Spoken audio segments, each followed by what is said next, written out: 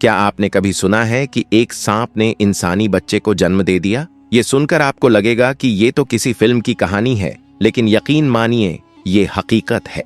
एक छोटे से गांव में हुआ ऐसा चमत्कार जिसने हर किसी को हैरत में डाल दिया। अंडे से जब बच्चा निकला तो गांव वाले सन्न रह गए। ये कैसे हो सकता है? किसी की जुबान बंद हो गई, किसी की आंखें डर से फैल गईं। लेकिन असली डर तो तब शुरू हुआ जब उस बच्चे और सांप के बीच का रिश्ता सामने आया। एक ऐसा रहस्य जो कुदरत के सबसे अनजाने राजों में से एक है। और आज हम आपको वही सनसनीखेज किस्सा सुनाने जा रहे हैं जिसे जानकर आपका दिल दहल जाएगा और दिमाग सवालों से भर जाएगा। कहानी शुरू होती है एक छोटे से गांव से, सादा सुंदर, जहां ना ऊंची ऊंची इमारतें थीं, ना बिजली की चमक दमक, बस मिट्टी की खुशबू, अपनापन और रिश्तों की गर्माहट। गांव के कोने पर एक टूटा फूटा पुराना मकान खड़ा था। वहीं रहती थी फातिमा बीबी, उम्र दराज, बीमार और कमजोर। उनका सहारा था उनका जवान बेटा तैमूर। फातिमा बीबी की आंखें चाहे कितनी भी थकी हों, तैमूर को देखते ही चमक उठती। तैमूर गांव के जमींदार रईस साहब के बाग बगीचों में माली का काम करता था।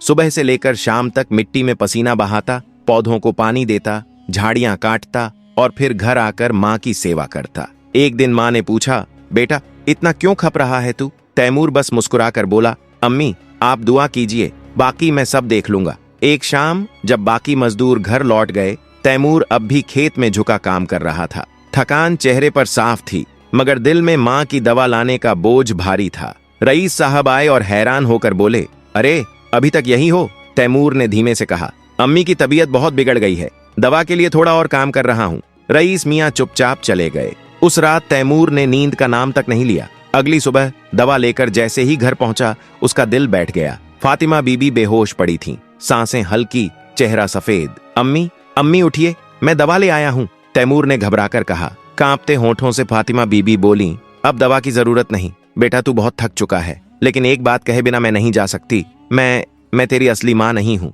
ये सुनकर तैमूर की आंखें फटी रह गईं। क्या? नहीं, आप ही मेरी माँ हैं। उसकी आवाज टूट रही थी, लेकिन फातिमा बीबी ने आखिरी सांसों में सच कह दिया, मैंने तुझे छुपाकर पाला था, पर अब वक्त आ गया है, सब बता दूं। और फिर उनकी सांसें थम गईं। तैमूर अब बिल्कुल अकेला रह गया था। पहचान का सवाल उसके दिल में ऐसे ढंसा था जैसे सीने में कोई बर्फ की सुई गाड़ दी हो। कुछ दिनों बाद उसे याद आई जुबैदा अम्मा, गांव की सबसे बूढ़ी औरत जो कई पीढ़ियों की गवाह रही थी। उम्मीद की एक हल्की किरण लिए वो उनके पास पहुंचा। अम्मा ने उसकी तरफ देखा और आंखों में नमी भरते हुए कहा, बेटा तू फातिमा का बेटा नहीं था, तेरे माँ बाप औलाद से महरूम थे और फिर एक दिन तू अचानक उनकी गोद में आ गया। फातिमा बस इतना कहती थी, अल्लाह ने मुझे इनाम दिया है, लेकिन तेरी असल कहानी कोई नहीं जानता।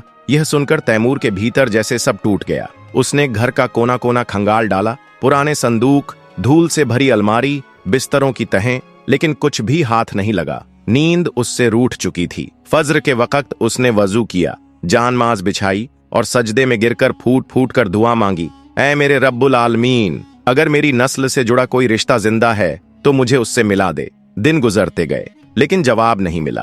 फिर एक शाम खेतों से लौटते वक्त उसने गांव में अजीब सी बेचैनी महसूस की। लोग इधर उधर भाग रहे थे, चेहरों पर खौफ साफ झलक रहा था। एक बूढ़े ने हांफते हुए कहा, बेटा जान बचा ले, गांव में एक जहरीला सांप घूम रहा है, कई लोग घायल हो चुके हैं। तैमूर का दिल जोर से धड़का। उसने देखा एक विशाल खतरनाक सांप बच्चों की तरफ बढ़ रहा था। बच्चे चीख रहे थे, गांव वाले दूर खड़े कांप रहे थे, लेकिन कोई पास जाने की हिम्मत नहीं कर रहा था। तैमूर बिना सोचे समझे दौड़ पड़ा और तभी चमत्कार हुआ। सांप ने जैसे ही तैमूर को देखा, उसका रौब गायब हो गया। वह धीरे धीरे पीछे हटने लगा, फिर सरकता हुआ तैमूर के पैरों के पास आकर ठहर गया। गांव का शोर अचानक सन्नाटे में बदल गया। तैमूर के मन में डर तो था, लेकिन सांप ने उसे छुआ तक नहीं। कुछ ही पल बाद वो जहरीला सांप, जिसे देख सबका खून जम गया था, सुकून के साथ जंगल की तरफ लौट गया। गांव के लोग हैरत में पड़ गए। एक बुजुर्ग आगे बढ़ा और बोला, बेटा ये कैसा असर है तेरा? तैमूर ने बस इतना कहा, मैं तो सिर्फ इन बच्चों को बचाना चाहता था, खुद समझ नहीं पा रहा ये कैसे हुआ। फिर उसने हिम्मत जुटाई और पूछा, क्या आप में से कोई जानता है कि मैं कौन हूँ? मेरे असली माँ बाप कौन थे? बुजुर्ग ने लंबी सांस भरते हुए कहा, जहां तक मुझे याद है तुम्हारे वालिद एक बार जंगल से लकड़ियां लाने गए थे, लौटे तो तुम्हें गोद में लिए हुए थे, मगर तुम्हारी माँ कौन थी ये आज तक कोई नहीं जान पाया। अब तैमूर का सवाल सिर्फ बेचैनी नहीं रहा, वो एक पक्का इरादा बन चुका था। उसने ठान लिया, मैं उस जंगल में जाऊंगा जहां से मेरी कहानी की शुरुआत हुई थी। अगली सुबह बिना किसी को बताए वह सफर पर निकल पड़ा। जंगल घना था, रहस्यमय भी, ऊंचे ऊंचे दरख्त, अजीब सन्नाटा और कहीं कहीं पक्षियों की टुक टुक आवाज। दिल में डर था, लेकिन उम्मीद की लौ अभी भी जल रही थी। काफी देर चलने के बाद वह एक सायादार पेड़ के नीचे बैठ गया। ठंडी हवा से थकान कुछ कम हुई ही थी कि दूर से एक आवाज आई, इतनी रूहानी, इतनी पाकीज़ा कि उसका दिल कांप उठा। इस वीराने में कुरान की तिलावत। वो आवाज की तरफ बढ़ा, रास्ता पार करता हुआ एक चट्टान के पास पहुंचा, जहां सफेद लिबास में लिपटा एक बुजुर्ग तन्हा बैठे थे। उनके सामने कुरान शरीफ खुला था और होंठों पर तिलावत की मधुर धुन गूंज रही थी। तैमूर धीरे धीरे उस बुजुर्ग के पास पहुंचा। सफेद दाढ़ी हवा में लहर रही थी और आंखों में एक अजीब सुकून चमक रहा था। उन्होंने सर उठाकर तैमूर को देखा और आवाज में पूछा, बेटा तुम कौन हो और इस वीरान जंगल में अकेले क्यों भटक रहे हो? तैमूर के होंठ कांपने लगे, आंखें नम हो गईं। बाबा, मैं अपनी माँ को ढूंढ रहा हूँ, वो माँ जिसने मुझे जन्म दिया मगर फिर किसी वजह से मुझे छोड़ दिया। तैमूर ने अपना पूरा सफर, अपना दर्द, अपनी तलाश सब उनके सामने खोल कर रख दिया। बुजुर्ग चुपचाप सुनते रहे, जैसे हर लफ्ज उनके दिल में उतर रहा हो। कुछ देर खामोश रहने के बाद उन्होंने गहरी सांस ली और कहा, बेटा मैं सब समझ गया। तुम्हारे वालिद को जानता था मैं, उन्हें कई बार इसी पेड़ के नीचे रोते देखा है। फिर उन्होंने धीरे धीरे कहानी शुरू की। तुम्हारे वालिद की कोई औलाद नहीं थी। एक दिन वो इसी जंगल में आया, टूटा हुआ, गम में डूबा और अल्लाह से फरियाद करने लगा। मैंने उसे बताया, जंगल के एक कोने में एक बहुत पुराना कुआं है, उसका पानी पाक है, जो भी पी ले उसकी दुआ कबूल होती है। वो कुएं तक गया, पानी पिया और तभी सामने आया एक काला डरावना सांप। वह घबराकर पीछे हटने ही वाला था कि सांप ने इंसानी आवाज में पुकारा, ए नेक इंसान, डर मत, मैं तुझे नुकसान नहीं पहुंचाऊंगा। उसकी आवाज टूटी हुई थी, जैसे किसी ने अंदर तक जख्म दिए हों। सांप बोला, मैं बहुत तकलीफ में हूँ, जख्मों ने मुझे तोड़ दिया है और मैं हामिला हूँ। इस हालत में मैं अपने बच्चे को नहीं संभाल सकती। मेरी एक विनती है, जब मेरा बच्चा जन्म ले तो तुम उसे अपना मानकर पालना, जैसे वह तुम्हारा लहू हो। तुम्हारे वालिद सन्न रह गए, एक इंसान और सांप का बच्चा, लोग क्या कहेंगे? गांव में तो हंगामा मच जाएगा। लेकिन वक्त सोचने का नहीं था। वो सांप दर्द से तड़प रहा था और फिर कुदरत का सबसे अजीब करिश्मा हुआ। उस मादा सांप ने एक इंसानी बच्चे को जन्म दिया। हाँ, बिल्कुल इंसानी शक्ल सूरत वाला मासूम, जो उसके पास लेटा रो रहा था। तुम्हारे वालिद की आंखें हैरत से फैल गईं। सांप ने थरथराती आवाज में कहा, इसे अपने साथ ले जाओ और जब तुम और तुम्हारी बीवी जिंदगी के आखिरी मोड़ पर हो तब इसे सच्चाई बताना कि इसकी माँ एक नागिन थी। इतना कहकर वो जख्मी सांप रेंगते हुए उसी कुएं में उतर गया जहां से यह अजीब दास्तान शुरू हुई थी और हमेशा के लिए गायब हो गया। तुम्हारे वालिद ने उस नन्हे को चादर में लपेटा, दिल से लगाया और अपने साधारण से घर लौट आए। वहां दौलत भले न थी मगर मोहब्बत की कोई कमी नहीं थी। जब फातिमा बीबी ने उस मासूम को देखा, उनकी आंखों में आंसू भर आए। तुम्हारे वालिद ने सारा किस्सा सुना दिया। फातिमा ने बिना कुछ सोचे बच्चे को सीने से लगाया और कहा, ये बच्चा मेरा है, मेरे रब का तोहफा। कहां से आया, कैसे आया, इससे क्या फर्क पड़ता है? अब ये हमारी अमानत है। उस दिन से यह राज दोनों के दिलों में हमेशा के लिए दफन हो गया। मगर उस रात बुजुर्ग ने तैमूर की आंखों में गहराई से झांक कर कहा, बेटा अब वक्त आ गया है कि तुझे तेरी असली हकीकत से रूबरू कराया जाए। तेरी माँ कोई साधारण औरत नहीं थी, बल्कि वो एक नागिन थी। यह सुनते ही तैमूर का चेहरा पीला पड़ गया। उसकी आवाज कांप उठी, बाबा यह आप क्या कह रहे हैं? क्या मेरी रगों में इंसान का नहीं, सांप का खून बह रहा है? बुजुर्ग हल्की मुस्कान के साथ बोले, बेटा इस कायनात में कुछ भी नामुमकिन नहीं। तेरी माँ शायद कोई ऐसी रूप बदलने वाली नागिन थी जो इंसानों की शक्ल इख्तियार कर सकती थी। शायद उसने किसी इंसान से निकाह किया और तू उसी इश्क की निशानी है। बुजुर्ग ने नरमी से कहा, अगर तू अपने वजूद की गहराई तक पहुंचना चाहता है तो उसी कुएं के पास लौट जहां से यह सिलसिला शुरू हुआ था। यह सुनकर तैमूर की आंखों में आंसू भर आए। वह खड़ा हो गया और हकीकत की तलाश में उस पुराने कुएं की ओर निकल पड़ा। सफर आसान नहीं था। कांटों ने उसके पांव चीर डाले, झाड़ियों ने जिस्म को जख्मी कर दिया, मगर उसका हौसला डगमगाया नहीं। उसके दिल में सिर्फ एक सवाल गूंज रहा था, मेरी माँ आखिर क्यों, तू नागिन क्यों थी और अब कहाँ है? रास्ते में अचानक उसके कदम एक दलदल में धंस गए। वह चीख पड़ा, कोई है, मुझे बचाओ। मिट्टी उसे निगलने लगी, सिर्फ उसका चेहरा बाहर रह गया। उसने आसमान की ओर देखा। या अल्लाह, क्या मैं माँ की हकीकत जाने बिना ही यहीं दफन हो जाऊंगा? तभी आसमान से एक सफेद कबूतर उतरा। उसकी चोंच में एक मजबूत रस्सी थी जो पास के दरख्त से बंधी थी। तैमूर ने कांपते हाथों से रस्सी थामी और पूरी ताकत से खुद को दलदल से बाहर खींच लाया। थककर जमीन पर गिरते ही उसने आसमान की तरफ देखा। या रब, तेरा लाख लाख शुक्र है, उसने कबूतर को सहलाते हुए कहा। आज से तू मेरा हमदम, मेरा साया है। कुछ ही दूरी पर उसकी नजर एक पुराने कुएं पर पड़ी। तैमूर ने अपने कबूतर दोस्त से कहा, मालूम होता है यही वह मुकद्दस जगह है जहां से मेरी किस्मत की दास्तान शुरू हुई थी। मगर जैसे ही वह कुएं के पास पहुंचा, उसकी सांसें थम गईं। चारों ओर जमी पर असंख्य सांप रेंग रहे थे। उनकी फुफकारें गूंज रही थीं, जहर दांतों से टपक रहा था। वे उसे ऐसे घेरने लगे जैसे उसकी जान के दुश्मन हों। तैमूर का दिल जोर जोर से धड़कने लगा। उसके मन में सवाल उठा, क्या इन सांपों में से कोई मेरी मां हो सकती है? उसने आसमान की ओर देखा और अपने दोस्त कबूतर से कहा, दोस्त, अब क्या करूं? इस कुएं का पानी तो मेरी किस्मत की कुंजी है, मगर ये सांप तो मुझे जिंदा नहीं छोड़ेंगे। ये सुनकर कबूतर ने अपने पर फड़फड़ाए और बुलंदी से उड़ान भरी। उसने कुएं में लटके पुराने लकड़ी के डोल को अपनी मजबूत चोंच से पकड़ने की कोशिश की। इतने में सांप और बौखला गए। उनके फन फैल गए, जमीन कांप उठी, फुफकारें गूंजने लगीं, मगर कबूतर ने हिम्मत नहीं हारी। वो लगातार कोशिश करता रहा और आखिरकार एक जोरदार झटके से ढोल को इस तरह हिलाया कि कुएं का पाक पानी उसमें भर गया।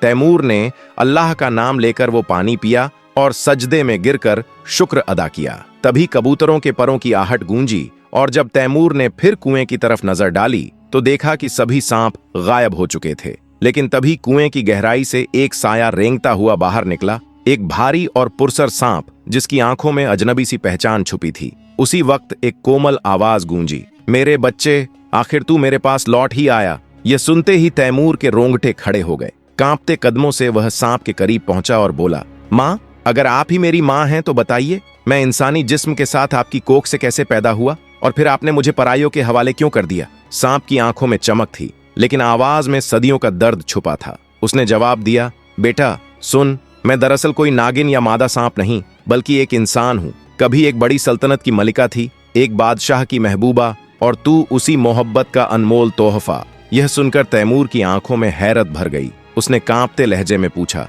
तो क्या मैं सच में किसी ताज और तख्त का वारिस हूँ? एक राजकुमार? सांप, जो अब अपनी हकीकत बयां कर रही थी, ने गहरी सांस लेकर कहा, मैंने तुझे इसलिए नहीं छोड़ा कि मेरी मोहब्बत अधूरी थी, बल्कि इसलिए कि हालात, साजिशें और जालिम वक्त ने मुझे मजबूर कर दिया। बहुत अरसे पहले की बात है। एक विशाल सल्तनत में एक नरम दिल और रहमदिल बादशाह हुकूमत करता था। उसकी हमसफर ऐसी मलिका थी जिसे लोग दिलों की मलिका कहते थे। दोनों मिलकर यतीमों की परवरिश करते, गरीबों का सहारा बनते और हर दुखमंद का साथ निभाते। मगर उनकी जिंदगी में एक कमी थी, औलाद की। बरसों बीतते गए, हर दुआ और हर दवा आजमाई गई, मगर औलाद की खुशखबरी नसीब न हुई। और फिर वक्त की मार और सियासत की चालों ने रंग दिखाना शुरू किया। दरबार में जब औलाद की कमी की बातें उठीं तो वजीरों और अमीरों ने बादशाह से अर्ज की, हुजूर, सल्तनत को एक वारिस की जरूरत है। हमें डर है कि तख्त के बाद खून का सिलसिला टूट जाएगा। ये सुनकर मल्लिका का दिल चीर गया, लेकिन उसने अपने शाही फर्ज को समझते हुए चुप्पी अख्तियार की। मजबूरी में बादशाह ने दूसरी शादी कर ली। कुछ ही महीनों बाद मल्लिका की तबीयत गिरने लगी। दासियों ने हकीमा को बुलाने की तैयारी की ही थी कि दूसरी बीवी की चालाक मां कमरे में दाखिल हुई। उसने मल्लिका की नब्ज टटोली और सख्त हैरान रह गई। मल्लिका उम्मीद से हैं। ये खबर सुनते ही दूसरी बीवी और उसकी मां के चेहरों का रंग उड़ गया। बूढ़ी मां ने बेटी से दबी आवाज में कहा, अगर ये बच्चा पैदा हो गया तो तख्त और ताज फिर उसी मल्लिका की तरफ लौट जाएगा। हमें फौरन कोई चाल चलनी होगी। वो औरत सीधी एक पुराने जादूगर के पास पहुंची। जादूगर ने काले धुएं से भरी पुड़िया हाथ में देते हुए कहा, इसे पानी में घोलकर पिला दो। उसकी शक्ल इंसानी न रहेगी। वो या तो किसी जानवर का रूप अख्तियार करेगी या फिर इतनी मनहूस हो जाएगी कि बादशाह खुद उससे नफरत करने लगे। महल लौटते ही उस हसद से भरी औरत ने मौका ताड़कर वो जहरीली पुड़िया मल्लिका को पिला दी। बेखबर मल्लिका, जो अपने होने वाले बच्चे के ख्वाबों में खोई थी, नींद ही में मौत जैसी बेहोशी में चली गई। कुछ देर बाद जब दासियां कमरे में दाखिल हुईं तो उनके हलक से चीख निकल पड़ी। बिस्तर पर अब कोई इंसान नहीं था, बल्कि एक लंबा भयानक सांप फन फैलाए तड़प रहा था। उसकी आंखों में दर्द भी था और बेबसी भी। मल्लिका अब इंसान न रही थी। उसकी जुबान थरथराई और उसने टूटे फूटे लफ्जों में अल्लाह से पुकारा, या रब, मैंने तो किसी का दिल नहीं दुखाया, मैं तो बस एक माँ थी, इंसान थी। फिर ये कैसा इम्तिहान है कि मुझे सांप बना दिया गया। जब वो कमरे से बाहर निकली तो पूरा महल खौफ से जम गया। सिपाही, दासियां, वजीर और यहाँ तक कि बादशाह, हर शख्स के दिल में दहशत भर गई। गुस्से और नादानी के आलम में बादशाह ने जल्दबाजी में फरमान जारी किया, इस खौफनाक अजगर को मार डालो, और खुद भी गुस्से के असर में तीर चलाया। वह तीर सीधे उसके नर्म जिस्म में जा ढंसा और अजगर तड़पता हुआ जमीन पर गिर पड़ा। किसी के बस में आवाज तक न थी। सिपाहियों ने उस घायल सांप को उठाया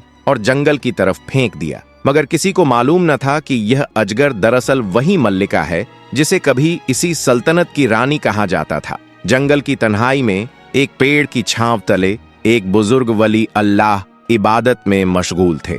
उन्होंने उस झकमी सांप को देखा। उसकी आंखों में जो दर्द और इंसानी तड़प थी उसे भांप गए। बिना किसी खौफ के उन्होंने उसकी मरहम पट्टी की। कुछ ही दिनों में वह ठीक हो गई। जिस्म तो सांप का था, मगर दिल अब भी एक माँ का ही था। आंसुओं से भरी आवाज में मल्लिका ने अपने बेटे तैमूर को सब कुछ कह सुनाया। कैसे उसे धोखे से महल से निकाल दिया गया, किस तरह उसका जिस्म बदल डाला गया और किस तरह उसकी आखिरी उम्मीद उसकी कोख में पलता बेटा ही था। तैमूर की आंखों में आग जल उठी। उसने पूछा, अम्मी, क्या इस जादू का कोई इलाज नहीं? तभी वो बुजुर्ग आगे बढ़े और बोले, हाँ बेटे, अगर तू उस जालिम जादूगर को खत्म कर दे तो तेरी माँ फिर से अपने असली रूप में आ जाएगी। मगर याद रख, यह काम सिर्फ बेटा ही कर सकता है। उन्होंने उसे कुछ पाक आयतें सिखाईं और बताया कि जब ये आयतें पढ़ी जाएंगी तो हर जादूगरी नाकाम हो जाएगी। तैमूर ने अल्लाह का नाम लेकर सफर शुरू किया और जब वह जादूगर के सामने पहुंचा तो मुकद्दस आयतों की तिलावत शुरू की। जादूगर बेकरार और परेशान हो गया। उसकी आंखों में खौफ उतर आया। उसी वक्त तैमूर ने तलवार उठाई और एक ही वार में उस जालिम का सर तन से जुदा कर दिया। जैसे ही सर गिरा, सांप का लिपटा हुआ जिस्म बदलकर इंसानी शक्ल में आ गया। वो उसकी माँ थी। तैमूर दौड़कर माँ से लिपट गया। दोनों झार झार रो पड़े। फिर माँ बेटा साथ में महल लौटे। मल्लिका अब अपने बेटे को लेकर उसी दहलीज पर खड़ी थी जहां से उसे बेइज्जत करके निकाला गया था। सिपाही, वजीर और दासियां सब सन्न रह गए। बादशाह की दूसरी बीवी और उसकी माँ का चेहरा सफेद पड़ गया। सच सामने था और झूठ का नकाब उतर चुका था। मल्लिका ने बादशाह को सारा किस्सा बयान किया। उसकी आंखों में हैरत और गुस्सा दोनों झलक रहे थे। उसने तुरंत दोनों औरतों को गिरफ्तार करने का हुक्म दिया, मगर मल्लिका ने हाथ जोड़कर कहा, बादशाह सलामत, इन दोनों ने मेरे साथ जुल्म जरूर किया है, मगर मेरी दरख्वास्त है कि इन्हें सजा न दी जाए, बल्कि इन्हें महल से निकाल दिया जाए।